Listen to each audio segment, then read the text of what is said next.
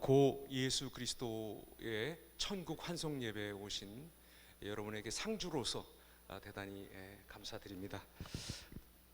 퓨너럴 같았어요. 오늘 십자가 주변에서 중심으로 네 번째 인물들 살펴보겠습니다. 세 여자들 이야기가 나옵니다. 예수님이 그 여제자들을 두지 않으셨습니다. 여자들이 열등해서가 아닙니다. 당시 그 사회적 편견에 괜한 시비를 걸어서 정작 중요하게 하셔야 할 일, 즉 십자가로 완성되는 하나님 나라 운동에 이 여성들을 끼워서 괜한 그 공격거리, 괜한 시비거리를 만들지 않으시려고 하는 그 어떤 사역상의 지혜를 발휘하신 것뿐이지, 남성에 비해서 뭐 여성이 열등하다든지, 에덴 동산에서 하와가 먼저 선악과를 따먹어서 고소하다, 괘씸하다, 니네는 좀 고생을 여자들은 해야 된다라든지, 혹은 남자가 제사장이라서 여자들은 그 뒤에 따르는 저기 저 성전 뜰에서나 이방인 뜰에서나 이렇게 아이들과 함께 있어야 하는 존재라서가 아니라, 사실은 예수님이 갈릴리에서 하나님 나라 운동을 시작하셨을 때부터 여성들이 따랐고, 그 다음에 여성들에게서 상당한 재정적인 지원을 받으셨음에도 그들을 사도로 세우시진 않았다는 것입니다. 왜? 괜히 시비에 휘말릴까봐. 그렇게 되면 예수님 복음 전도에 가장 중심되는 것이 오염될 수 있으니까, 공격당할 수 있으니까 그렇게 지혜를 발휘 안 하신 것입니다. 예수님의 복음 전도 사역은, 하나님 나라의 운동은 처음부터 이 여성 제자들이 기여한 바가 굉장히 크고 물질적으로도 많은 후원을 했다는 것을 알아야 합니다. 사실 마태복음 8장 22절 같은 곳에 보면 너는 나를 따르라 이런 말씀이 있는데, 여기 예수님의 그 여제자들은 실은 갈릴리에서부터 이 서남쪽으로 내려가는 게 이제 예루살렘으로 내려가는 길인데, 예수님이 갈릴리에서 시작하신 운동을 예루살렘에서 마무리하실 때까지 쭉 예수님을 따라다녔고, 그 다음에 마가복음 15장 40절 41절, 여기 41절에도 있네요.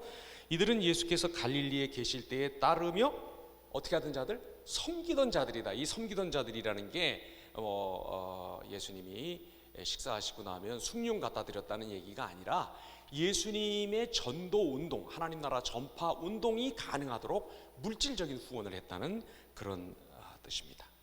우리가 잘 아는 것처럼 지금 이렇게 예수님 십자가를 지실 때 예수님의 남성 제자들은 한나같이 다 뿔뿔이 흩어 사라지고, 어떻게 된 일인지 이 여성 제자들, 특별히 이 세 명이 남아서 예수님이 십자가에 달리시는 그 장면을 생생하게 보고, 비록 좀 먼 발치에서지만 보고 증언하고 은혜 받고 그 은혜를 우리에게 전하는 모습을 볼 수 있습니다. 왜 좀 더 가까이 가지 않았는가?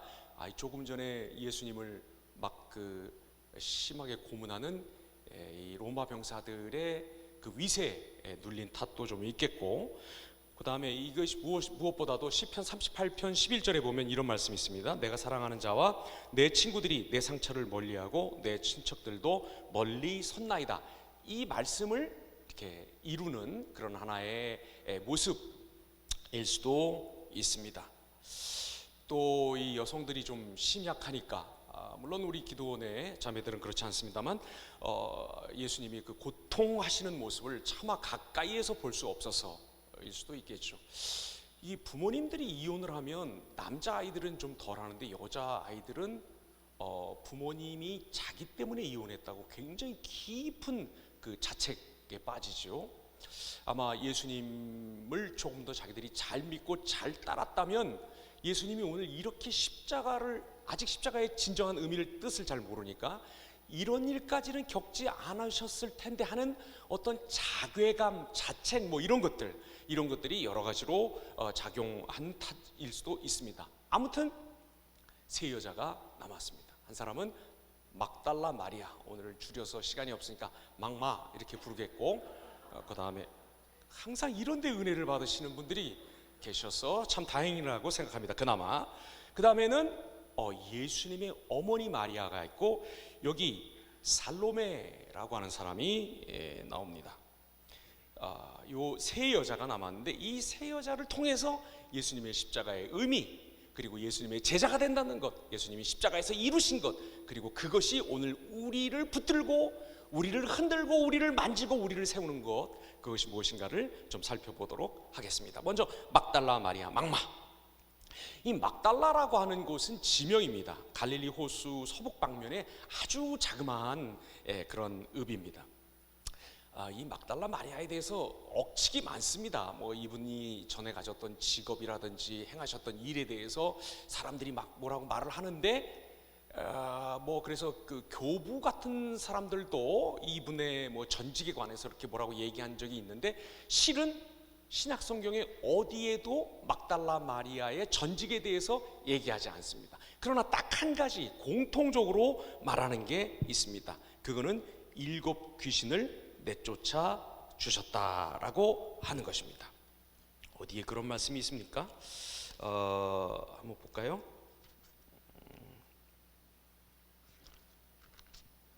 누가복음인가요?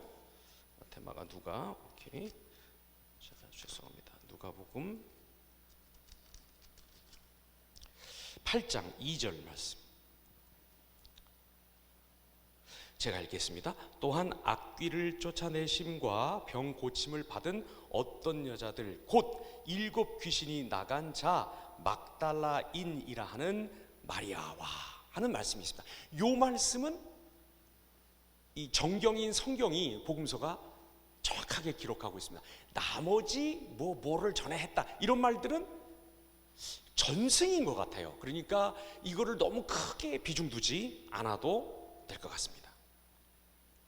어쨌든 이 막달라 마리아가 예수님이 십자가 지실 때 즈음에서 막달라 마리아와 함께 있었던 여자들의 이름이 나오죠. 아까 말씀드린 것처럼 막달라 마리아, 마리아. 근데 마리아는 작은 야고보와 뭐 요새의 어머니, 그리고 살로메라고 나오는데, 이 살로메는 또 마태복음 27장에 가보면 야고보의 어머니라고도 또 이름이 나와요.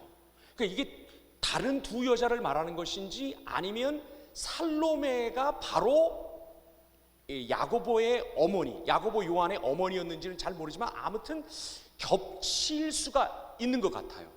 그러니까 여기서는 살로메라고 부르지만 저쪽에서는 요한과 야고보의 어머니일 수도 있어요. 같은 여자이기가 아마 쉬울 겁니다. 자, 이렇게 여자들의 그 이름 뭐 이런 것들이 한 일 이런 것들이 왔다 갔다는 하지만, 진짜 중요한 건 뭐냐면 예수님이 7 귀신을 쫓아 주었다고 하신 요 막달라 마리아에 대해서는 이렇게 모호하고 애매한 기록이 없어요.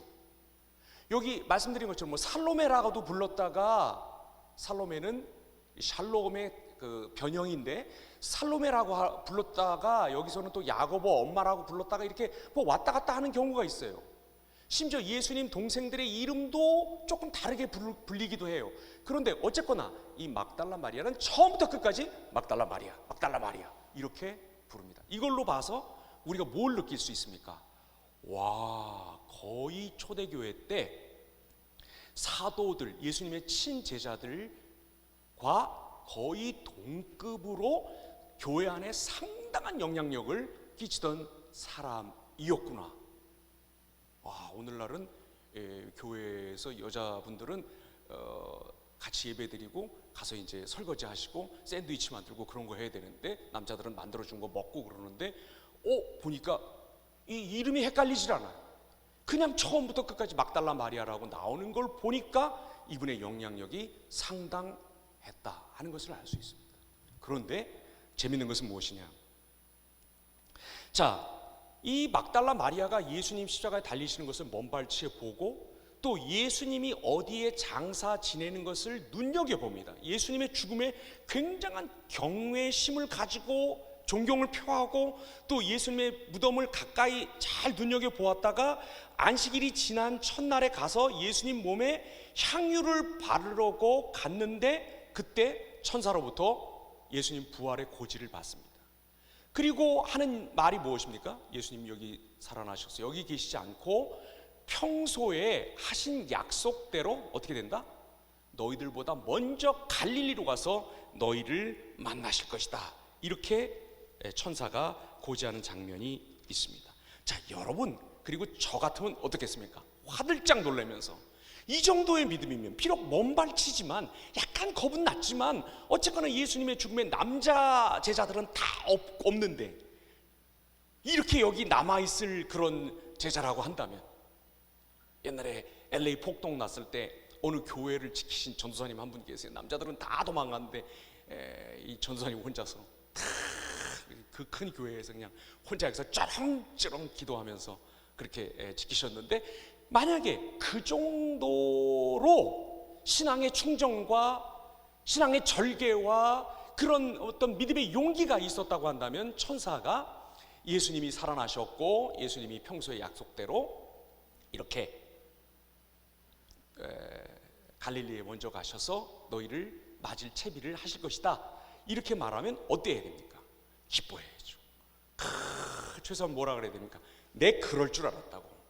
내가 조금 멀리 떨어져 있긴 했지만 나는 분명히 그때 기도하면서 그 사건을 내가 다 본 거야. 내가 분명히 내 예수님 부활하실 줄 알았고 나는 이걸 알았어요. 이렇게 얘기해야죠. 그렇게 하고 그 자리에 없는 누구한테 가야 돼요? 남자 제자들한테 가서, 자, 내 밑으로 다 모인다. 당신들이 이러고도 예수님의 제자냐?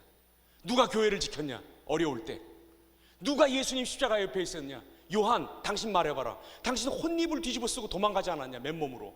베드로, 당신 삼계탕 못 먹지? 닭 싫어한다면서. 이렇게 했어야 되는 거 아닙니까? 그런데 여기 아주 이상한 얘기가 나옵니다. 16장 마가복음 16장 8절입니다. 물론 막달라 마리아만 그랬다는 얘기는 아니지만 잘 보십시오. 여자들이 몹시 놀라 떨며 나와 무덤에서 도망하고 무서워서 아무에게 아무 말도 하지 못하더라. 세 보세요. 뭡니까? 놀랐다, 떨었다, 나왔다, 도망했다, 무서워했다, 아무도 만나지 못했다, 아무 말도 못했다. 이게 7가지. 막달라 마리아만 그랬던 건 아니지만 특별히 이게 막달라 마리아에게 굉장히 큰 의미가 있어요.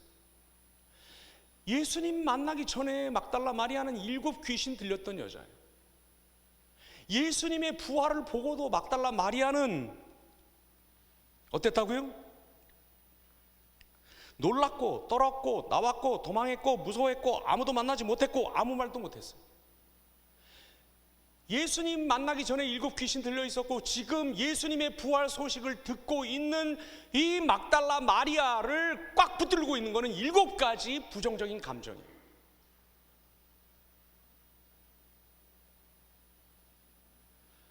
우리가 여기서 예수님의 십자가를 본다고 하는 것, 예수님의 십자가를 보면서 용서받은 사람으로서 우리도 우리의 십자가를 지고 예수님의 등 뒤를 바라보며 우리를 부인하면서 예수님을 따라간다는 것이 무엇인가 하는 것을 다시 한번 상기봤습니다. 막달라 마리아는 예수님 믿게 되었을 때 7 귀신 들렸었을 뿐 아니라 예수님의 부활 소식을 들은 이때도 여전히, 물론 귀신 들린 것보단 낫지만 이 부정적인 감정에 사로잡혀서 꼼짝도 아무것도 못하고 있다는 것을 마가는 일부러 더 큰 목소리로 그리고 큰 글자로 우리에게 써서 보여주고 있는 것이에요. 왜? 제자도가 뭐다? 십자가를 진다는 게 뭐다? 예수님을 따른다는 게 뭐다? 무슨 영웅이 나와가지고 나를 좀 바라보라고, 내가 옛날에 이랬는데 지금은 이렇게 변했다고. 아니, 변했다고 하는 게 잘못됐다는 얘기가 아니라 거기에 머물고 그거에 속고 그거에 현혹되고 믿는 나를 자랑스러워하고 믿는 내가 너무 좋고 믿는 믿음을 믿으면 안 된다는 거예요. 우리는 예수 믿는 사람들이에요. 예수님이 우리를 만나기 전에는, 부활하신 예수님이 인격으로 우리에게 다가오셔서 나다 하고 말씀하시기 전에는, 7 귀신 들려 있을 때나 7 가지 부정적인 감정에 잡혀 있을 때나 우린 뭐 그렇게 별로 다를 게 없는 사람들이에요. 뭐 그렇게 자랑할 게 없는 사람들입니다. 내가 내 힘으로 뭐 십자가를 지고 어디를 가겠다, 내가 주의 이름을 전파하고 부활의 주님을 내가 봤는데 내가 어찌, 이럴 수가 없는 사람들이라는 것입니다. 처음부터 끝까지, 중간에도 마지막에도 우리의 앞에 무엇이 기다리고 있든, 우리가 어떤 삶을 살고 어떻게 죽든 간에 우리는 처음부터 끝까지 다 은혜 아래 사는 사람들이고, 주님이 오셔야 사는 사람들이고, 주님 떠나서는 단 아무것도 할 수가 없고, 주님이 신앙을 만들어 우리 안에 넣어주시고, 그 믿음을 계속해서 우리 생애의 사건들을 통해서 키워나가 주시고, 그 믿음을 붙들고 나가는 삶을 독려하시며 상주지 않으시면 절대로 단 한 발자국도 부활하신 예수님이 여기 나타나셔서 얘가 진짜 주의 종이었다 너희들, 이렇게 말씀해도 여러분은 저를 안 믿는다는 것입니다. 아멘이라고. 누가? 막달라 마리아가 그걸 보여주고 있습니다. 부활해서, 우리 생각 같아서는 부활하신 예수님, 내가 7 귀신 옛날에 쫓아주셨는데 우와 이러고 막 나갈 것 같지만 아닙니다. 두려웠고 놀랬고 아무 말도 못했고 아무도 볼 수 없었고 무슨 말도 입이 떨어지지 않더라. 바로 그에게 예수님 다시 나타나시고 다시 만져주시고 다시 세워서 다시 보내주시기 전에는 부활의 증인이, 부활을 살아가는 사람이, 부활의 혜택을 보는 사람이 될 수가 없다는 것, 그걸 우리에게 막달라 마리아에게 보여주고 있습니다. 두 번째, 예수님의 어머니 마리아. 40절, 15장 40절입니다. 멀리서 바라보는 여자들도 있는데 그 중에 막달라 마리아는 됐고, 또 작은 야고보와 요새의 어머니 마리아라는 말씀이 나옵니다. 마가복음 6장 3절을 한번 보겠습니다. 마가복음 6장 3절 제가 한번 읽겠습니다. 이 사람이 마리아의 아들 목수가 아니냐, 야고보와 요셉과 유다와 시몬의 형제가 아니냐, 그 누이들이 우리와 함께 여기 있지 아니하냐 하고 예수를 배척한지라. 사람들이 예수님을 배척하는 그 기준이 뭐였냐면, 나사렛, 이 나사렛이라고 하는 곳은 사실은 진짜 그게 무슨 지명인지 아니면 나실 이렇게 분리주의자들, 스스로 경건하게 여기며 하나님의 나라의 그 대망을 기다린 사람들의 어떤 그 공동적인 삶의 모임을, 마치 무슨 SM파나 뭐 쿰란 이런 것처럼 그런 말인지도 사실은 잘 몰라요, 이 나사렛이라고 하는 곳이. 근데 이 나사렛이 갈릴리에 속해 있는데, 갈릴리는 사실은 굉장히 이방 영향을 많이 받고 상당히 이 당시에 헬라화 되어 있거나 로마 영향을 굉장히 많이 받아들인 곳이었습니다. 그러니까 저쪽 남쪽에 있는 유대인들이 굉장히 무시하고 천대했던 곳이에요. 나사렛에서 무슨 선한 곳이 나오냐 하고 예수님을 배척하는 근거가 그것이었습니다. 근데 이게 지금 예수님을 못 믿겠다라고 말하는 사람들이 뭐라고 얘기하냐면, 아니 그 형제들도 다 알고 그 누이들도 우리가 다 아는데, 예수님이 장남이었으니까 형제들 남자들이 있고 또 동생들도 있었던 것 같아요. 그런데 여기 보니까 마가복음 6장 3절에 예수님 동생들의 이름을 써놓는데 보니까 야고보와 요셉과 유다와 시몬의 형제.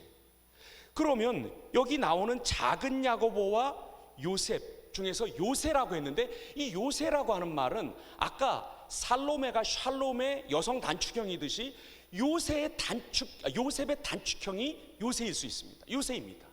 그러니까 요 앞에 보니까 작은 야고보라고 하면 무슨 큰 야고보가 있었다는 얘기인데, 이건 뭐 동생 야고보라고도 우리가 받아들일 수 있고, 그러니까 요 두 번째 마리아, 즉 작은 야고보와 요셉의 단축형인 요새의 어머니 마리아는 예수님입니다. 예수님의 어머니 마리아입니다. 우리 이렇게 물어봐야 되잖아요.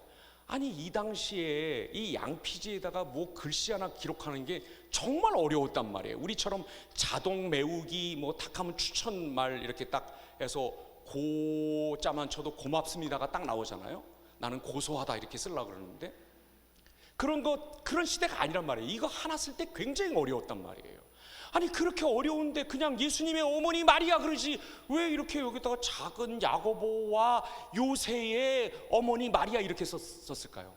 왜 그랬을까요? 여러분 왜 그랬다고 생각하십니까? 여러분 다 아시지만 겸손하셔서 더더군다나 지금 이제 순환주간 고난주간을 앞둔 그런 시기니까 여러분 대답 안 하실 걸 제가 압니다. 그래서 제가 대답하겠습니다.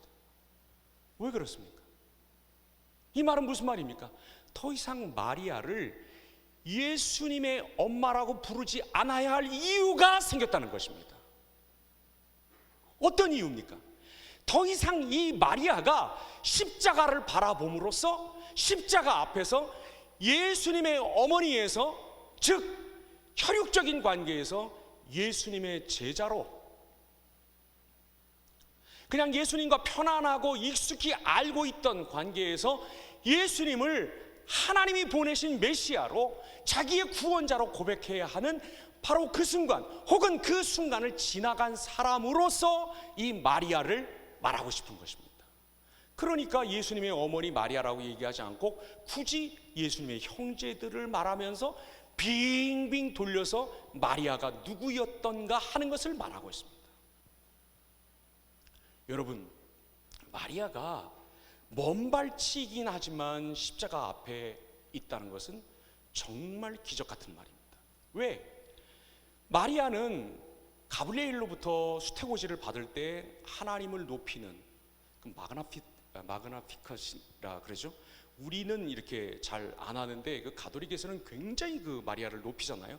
그 이렇게 막 이렇게 존숭할 때 부르는 노래이기도 하고 많은 그 작곡가들이 고전주의 작곡가들이 이렇게 작곡도 하고 했는데 여러분 마리아는 그때 예수님이 누구신지 자기가 잉태하게 되는 예수님이 누구신지 알고 어마어마한 찬송을 지어 바쳤습니다.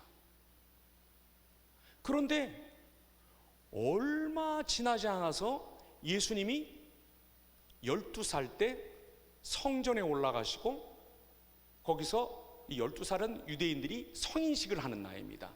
그게 마치면 그 명절을 마치면 돌아오는데 자 이제 성인이 되었다고 생각하니까 요셉은 여전히 예수님을 아이라고 생각하고 엄마하고 가고 있겠거니 엄마인 마리아는 이제 성인이 되었으니 아버지하고 남자들 틈에 끼어서 고향으로 오겠거니 하다가 며칠 길을 가고 난 후에야 예수님이 사라진 것을 알게 됩니다. 그래서 다시 성전으로 올라가 거기 계신 예수님을 보고 힐책하는 장면이 나옵니다.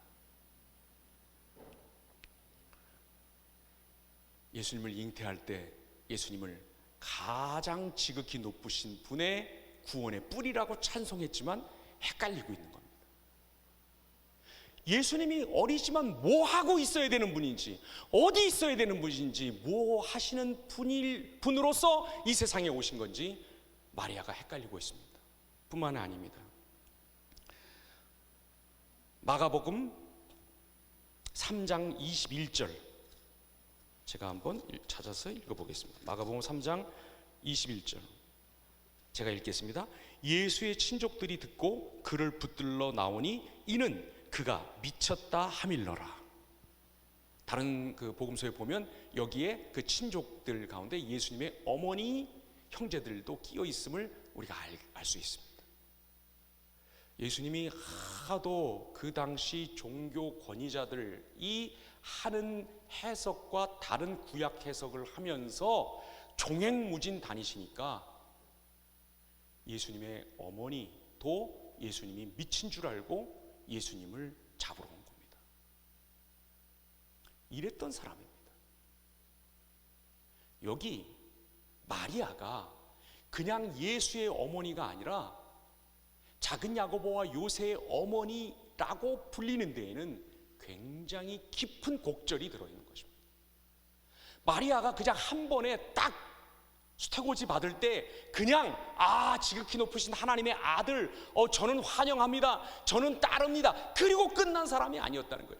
그의 신앙이 그 뒤로도 많은 우여곡절을 거쳐서 의심과 아픔과 눈물과 한숨과 들리는 얘기는 전부 우울하고, 어렸을 때 지혜와 하나님을 향한 사랑과 사람들에게 사랑받으심이 키처럼 컸다고 했던, 그렇게 촉망받던 소년 예수가 미친 것 같아. 많은 사람들이 수군거리기를, 바알세불의 힘을 빌리지 않고서야 어떻게 저런 일을 행할 수가 있느냐라는 오해를 받고 있어. 그리고 바리새인들이 예수님을 아주 공개적으로 적대하고 있어. 바리새파라고 하는 것은 그 당시 평신도 경건운동의 아주 정점에 이른 사람들, 정말 그 시대에 믿을만하다고 보이는 사람들, 그런 사람들이었는데, 그 사람들과도 하나님 믿는 것에서 괴를 달리하고 있어요.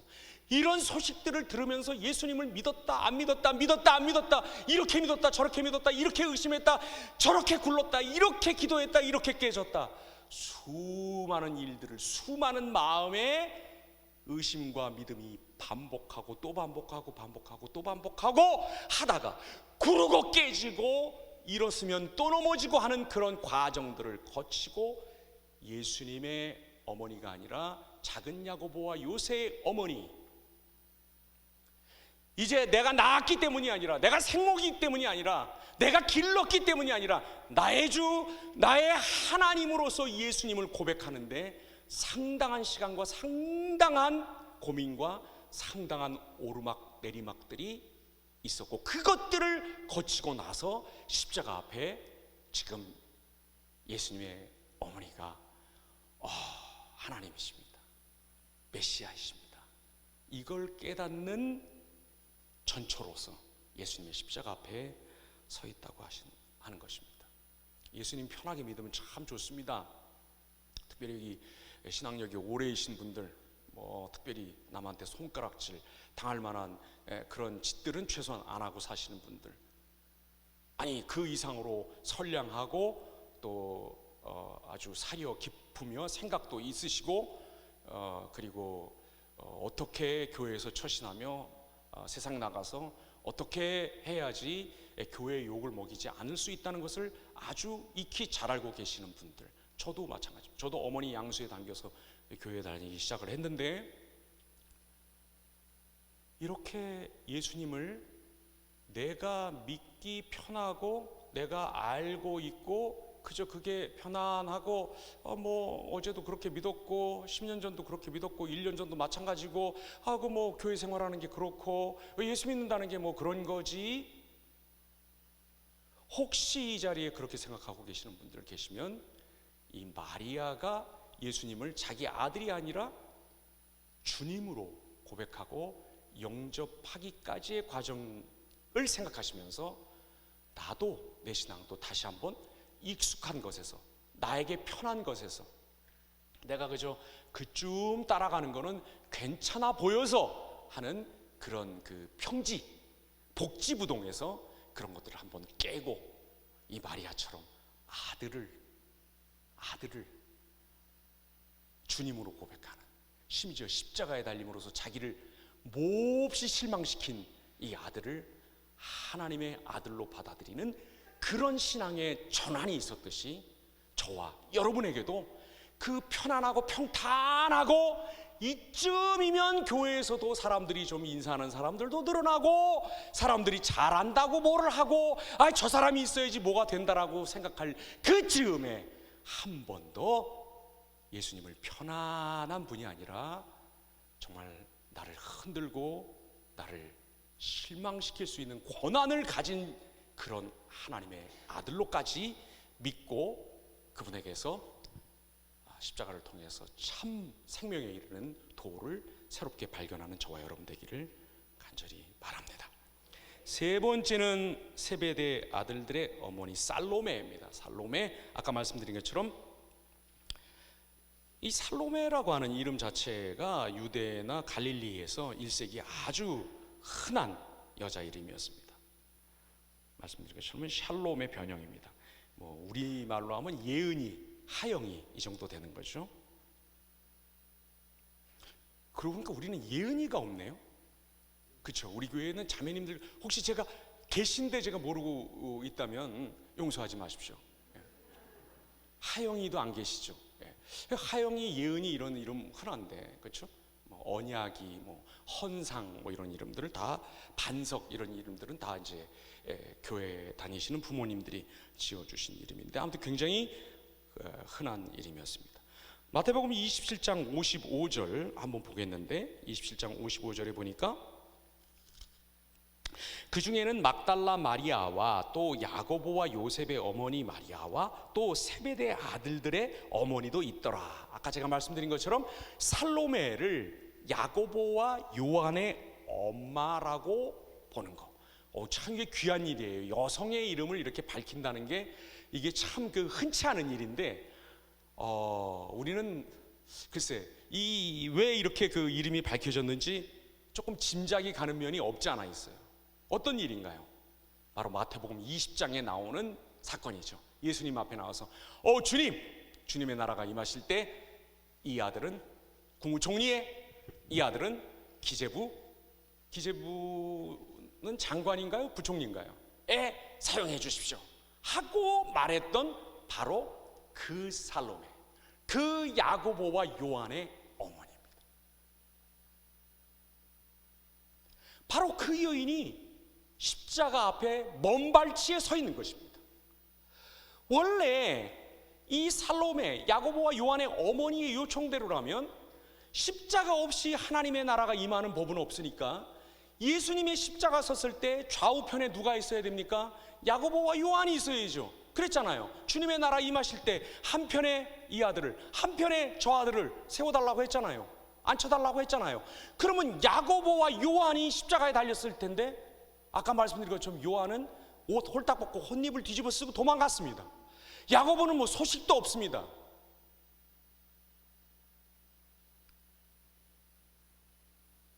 이게 어떻게 된 일일까요? 이게 뭘까요? 우리에게 무엇을 말씀하고 있는 것일까요?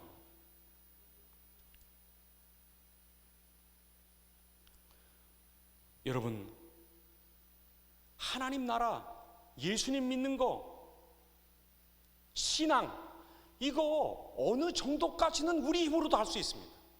성령님 도움 1도 없이 흉내낼 수 있습니다.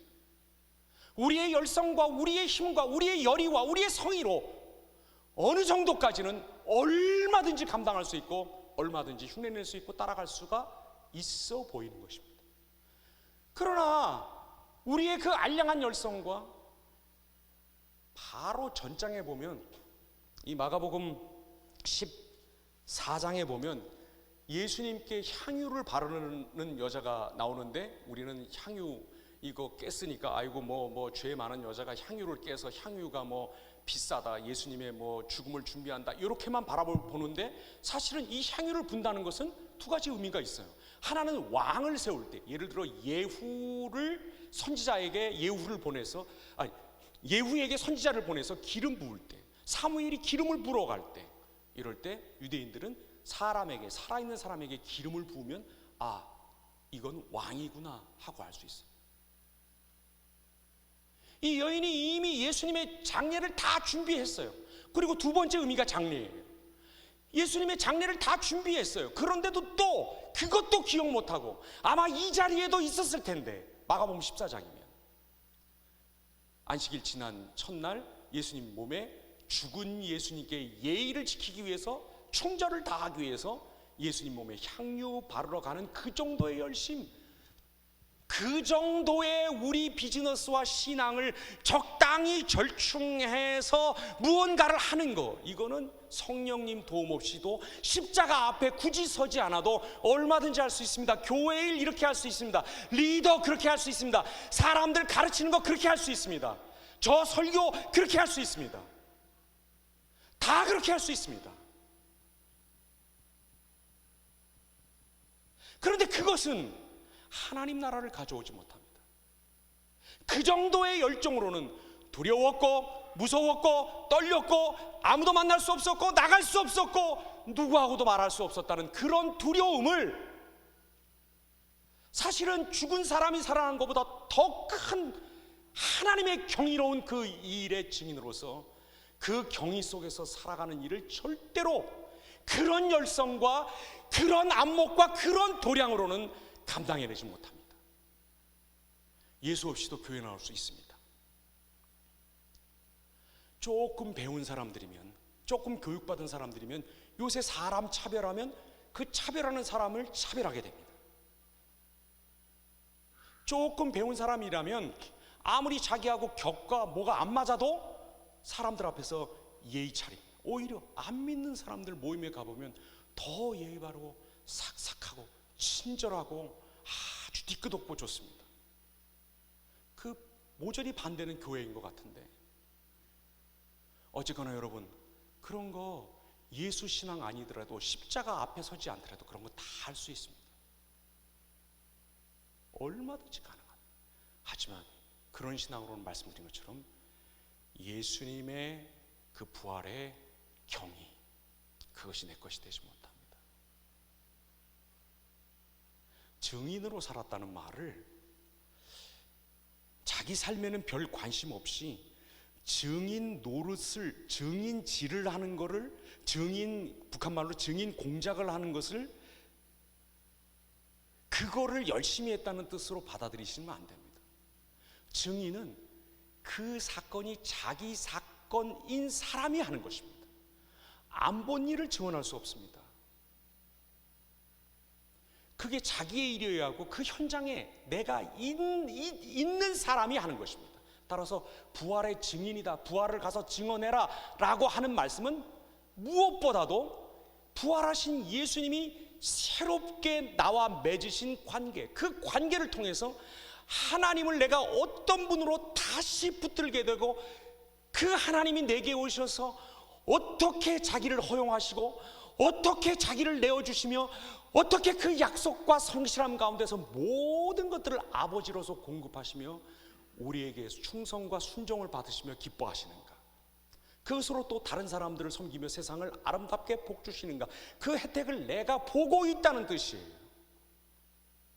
부활의 혜택이 뭡니까? 부정적으로 말하면 하나님이 죄를 극복하신 것이고, 적극적으로 긍정적으로 말하면 하나님이 우리한테 새로운 삶을 허락해 주셨다는 것입니다. 어떤 삶? 사는 것처럼 사는 삶. 어떤 삶? 심지어 돈이 없어도, 남편과 여친이 없어도, 심지어 건강이 없어도, 심지어 중환자실에서 이거 꽂고 있어도 다른 게 어른 눈에 보이는 삶, 그런 삶을 허락하셨다는 거 아닙니까?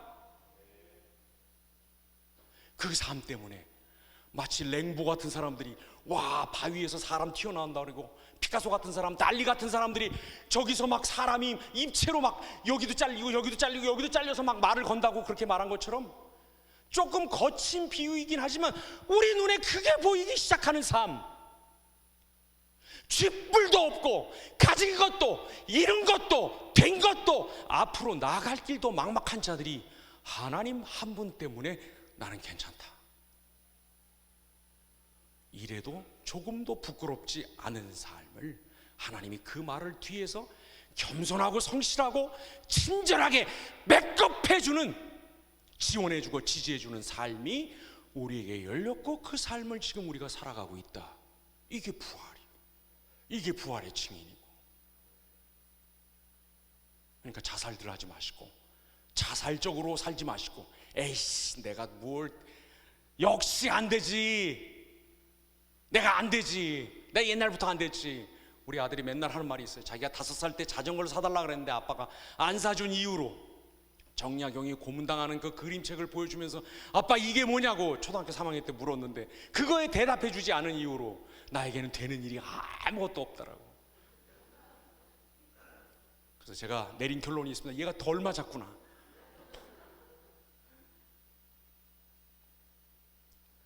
그 삶이 우리에게 열렸습니다. 그 삶을 살아갑니다. 그 삶을 더 희망합니다. 여기 막달라 마리아가 7 귀신 들렸는데 또 7 부정적인 감정에 사로잡히는 것처럼 예수님의 어머니가 올라갔다 내려갔다 올라갔다 내려갔다 예수 어디냐 쫓아다니고 참 하나님 큰 구원을 감사합니다 이러다가 또 예수님 미쳤다고 잡으러 다니고 이랬던 거죠. 여기 살로메가, 야고보와 요한의 어머니가 십자가를 관통하는 하나님 나라의 비밀을 모르고 하나들은 부총리, 하나들은 기재부 장관 이러다가 드디어 예수님의 정체를 바르게 알아보고 하나님 나라는 이 십자가 관통해야 되는 거구나, 여길로 지나가는 거구나, 이걸 알게 된 것처럼 오늘 이 자리에 모이신 모든 기도원의 지체 한 분 한 분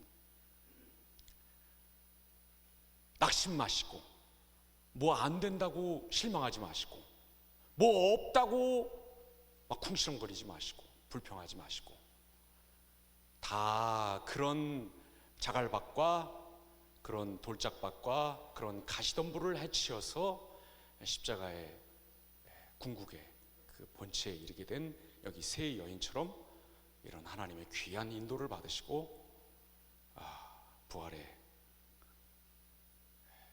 기쁜 소식을 받는 여러분 되시기를 바랍니다. 제가 해야 될 일을 여러분이 한번 해주시면 감사하겠습니다. 제가 요즘에 하는 말이 있잖아요. 나누십시오.